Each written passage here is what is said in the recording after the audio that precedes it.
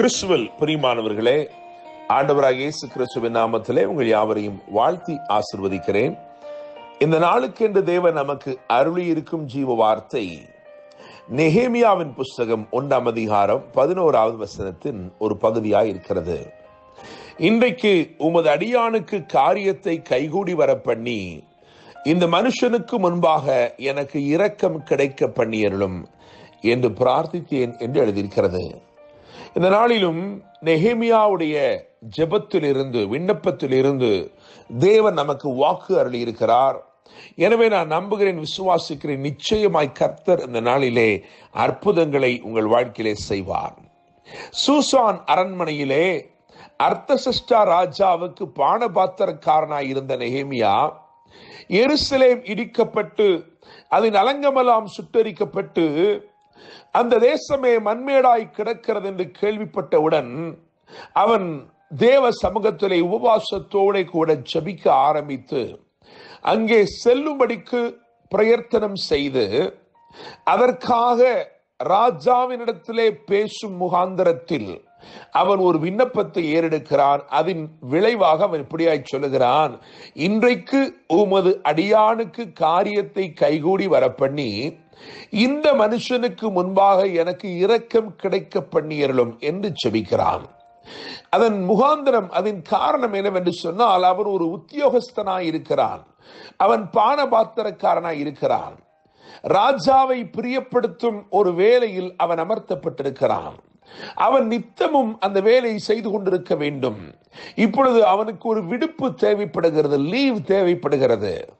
எனவே அவன் போய் ராஜாவினிடத்திலே தன் காரியங்களை, வியாச்சியங்களை எடுத்துரைத்து அவன் அப்படியாக அந்த விடுப்பு பெற்று, அந்த லீவ் பெற்று கொண்டு அவன் விடை பெற்று தன் தேசத்திற்கு செல்ல வேண்டும்.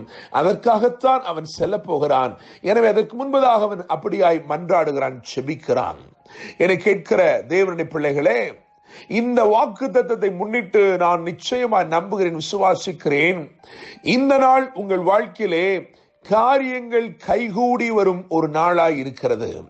இந்த நாள் தேவன் நீங்கள் நினைப்பதற்கும் வேண்டிக் கொள்வதற்கும் மிகவும் அதிகமாய் உங்களுக்கு கிரியை செய்து நன்மையை அருளும் ஒரு நாளாக இருக்கிறது.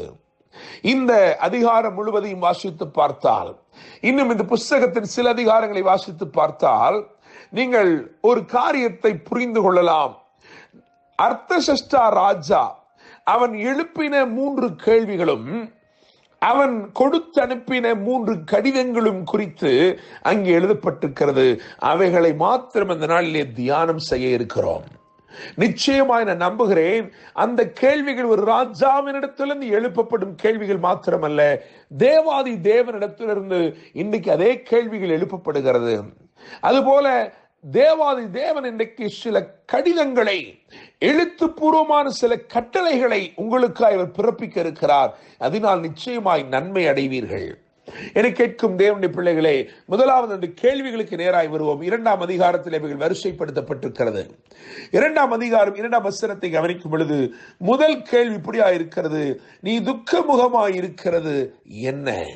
நம்முடைய தேவன் நம்மை விசாரிக்கிற தேவனாய் இருக்கிறார். நம்முடைய தேவன் விசாரிக்கிறார். இன்னைக்கு உங்களை பார்த்து கேட்கிறார், நீ துக்கமுகமாய் இருக்கிறது என்ன என்று கேட்கிறார். 2வது கேள்வியாக 2ஆம் அதிகாரம் 4ஆம் வசனத்தில் இருக்கிறது: நீ கேட்கிற காரியம் என்ன? உன்னுடைய விண்ணப்பம் என்ன என்று கேட்கிறார். நீ என்ன கேட்கிறாய்? உன் இருதயத்திற்குள் இருக்கிறது என்ன? அதை தெரிவி, அதை தெரியப்படுத்து. உன் வாஞ்சைகள், விருப்பங்களை நான் நிறைவேற்றுகிறேன் என்று சொல்லி உங்களை பார்த்து கேட்கிறார். நீ கேட்கிற காரியம் என்ன என்று சொல்லி. 3ஆவதாக 2ஆம் அதிகாரம் 6ஆம் வசனத்தை கவனிக்கும் பொழுது அங்கே ஒரு அருமையான கேள்வி சொல்லப்பட்டிருக்கிறது: நீ எப்பொழுது திரும்பி வருவாய்? உன் பிரயாணங்கள் எத்தனை நாள் செல்லும்? நீ எப்பொழுது திரும்பி வருவாய்? என கேட்கிற தேவனுடைய பிள்ளைகளே, தேவனுடைய கேள்விகள் ஆச்சரியமா இருக்கிறது. நம்மை விசாரிக்கிறார். நீ துக்கமுகமா இருக்கிறது என்ன என்று கேட்கிறார். நம்முடைய விண்ணப்பத்திற்கு பதில் கொடுக்கும்படி நீ கேட்கும் காரியம் என்ன என்று சொல்லி கேட்கிறார். ஆயினும் அவருடைய இருதயத்தின் ஏக்கத்தை கவனியுங்கள். நீ எப்போது திரும்பி வருவாய்? மகனே, உனக்கு பல சந்தோஷங்கள் இருக்கலாம், ஆனால் எனக்கு ஒரே ஒரு சந்தோஷம்தான், அந்த சந்தோஷமே நீதான் என்று உணர்த்தும்படிக்கு ஆண்டவர் கேட்கிறார். நீ கேட்கிறதையெல்லாம் நான் தருகிறேன், ஆனாலும் நீ எப்பொழுது திரும்பி வருவாய், நீ எப்பொழுது என் சமூகத்தை தேடி வருவாய் என்று சொல்லி அவர் கேட்கிறது ஆச்சரியமாயிருக்கிறது. மாத்திரமல்ல, இந்த பகுதியிலே இருந்து ராஜாவின் கடிதங்கள் என்று 3 காரியங்களை நான் வரிசைப்படுத்த விரும்புகிறேன். முதலாவதாக 5ஆம் அதிகாரம் 14ஆம் வசனத்தை கவனிக்கும் பொழுது அங்கே தலை உயர்த்தும் கடிதம், ஒரு லெட்டர் ஆஃப் அப்பாயின்மெண்ட் கிடைக்கிறது.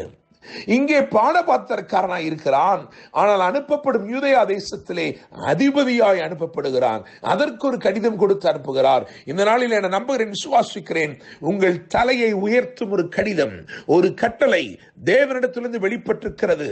எனவே நிச்சயமாய் ஒரு அதிபதியாய் நீங்கள் உயர்த்தப்படுவீர்கள். கர்த்தர் அதை செய்வார். இரண்டாவது கடிதமாக 2ஆம் அதிகாரம் 7ஆம் வசனத்தை கவனிக்கும் பொழுது அங்கே ஒரு லெட்டர் ஆஃப் அத்தாரிட்டி, ஒரு லெட்டர் கொடுக்கப்படுகிறது, கடிதம் கொடுக்கப்படுகிறது. அதை நான் தடை நீக்கும் கடிதம் என்று நான் சொல்லுகிறேன். காரணம், எல்லாரும் வழிவிட்டு அனுப்பும்படிக்கு, யாரும் தடை செய்யாதபடிக்கு, தேசாதிபதிகள் என்னை வழிவிட்டு அனுப்பும்படிக்கு அவர்களுக்கு கடிதங்கள் கொடுக்கப்படும்படிக்கு என்று எழுதியிருக்கிறது. எனவே இரண்டாவதாக அவர் கொடுக்கிற கடிதம் தடை நீக்கும் கடிதம். மூன்றாவதாக அவர் அருளும் கடிதம் 2ஆம் அதிகாரம் 8ஆம் வசனத்தில் இருக்கிறது. அது தேவைகள் அனைத்தும் சந்திக்கப்படும் கடிதம், லெட்டர் ஆஃப் ஆல் ப்ரொவிஷன்ஸ்.